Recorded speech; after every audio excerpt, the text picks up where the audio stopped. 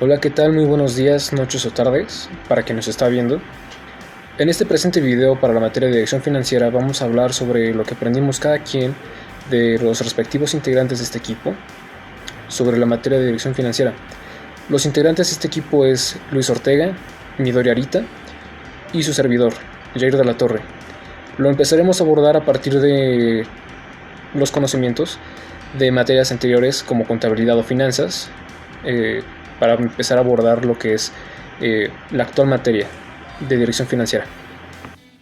Como siguiente tema tenemos la planificación financiera. Este básicamente es un documento que nos ayuda a planificar las finanzas de una empresa. Este último conlleva hacer un gran proceso, pero algunas de sus características actuales con las que se puede diferenciar, o más bien características que tiene que llevar, es la organización. Debe ser detallado y también personalizado. Así también, y no menos importante, también tienen que ser planificados los costes y los recursos necesarios para llevarlo a cabo, de la teoría a la práctica. Otro tema visto en clase fue el diagnóstico empresarial. Para poder determinar esto, es necesario también definir, o más bien averiguar cuál era la rentabilidad de la empresa. Esto se puede hacer a través de medir la rentabilidad del capital o de los activos. Para mejorar la rentabilidad hay muchos caminos. Hay caminos directos e indirectos, pero estos caminos sabemos que nos van a llevar a la mejora de nuestra empresa, en cuestión de finanzas.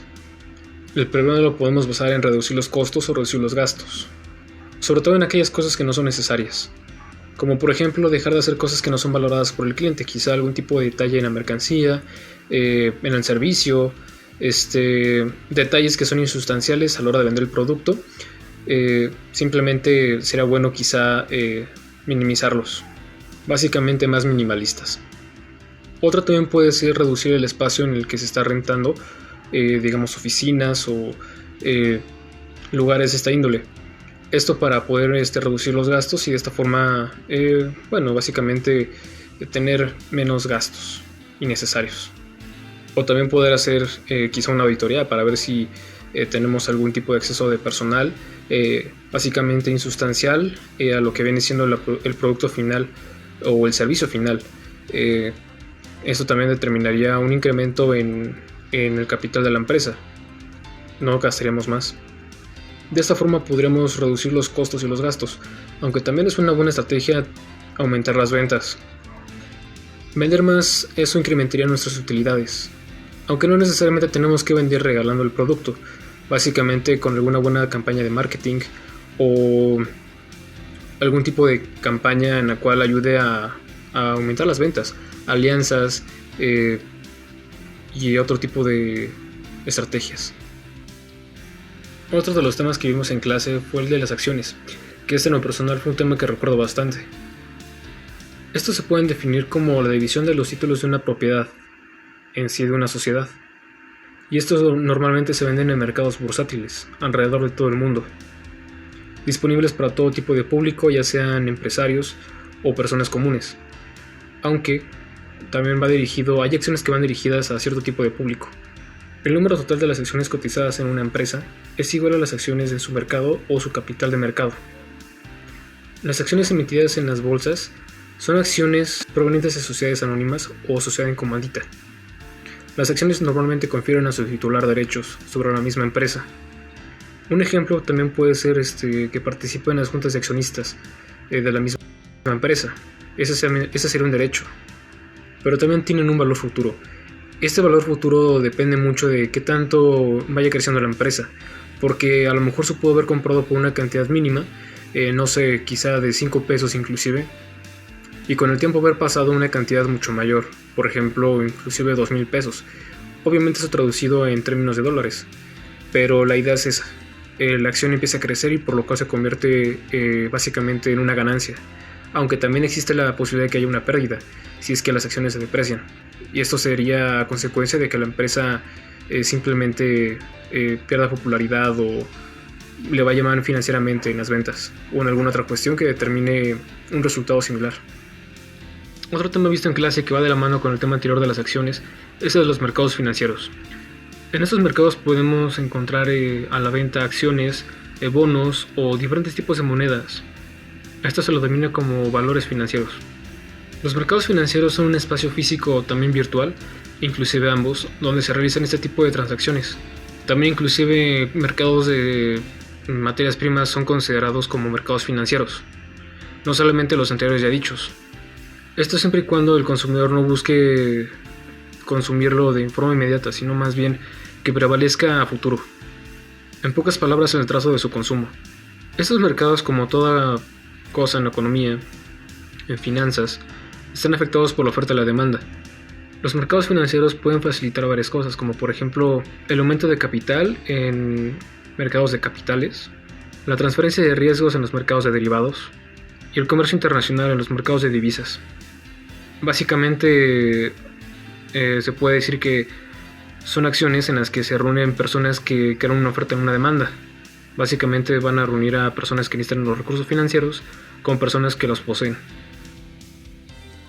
Buenas tardes, mi nombre es Midori Parra, estudio el 8º semestre de la carrera Humanidades Empresa en la Universidad Estatal del Valle de Ecatepec, y en este video les quiero mencionar algunas de las cosas que aprendí con la profesora Cristina Canales durante los semestres que me impartió clases.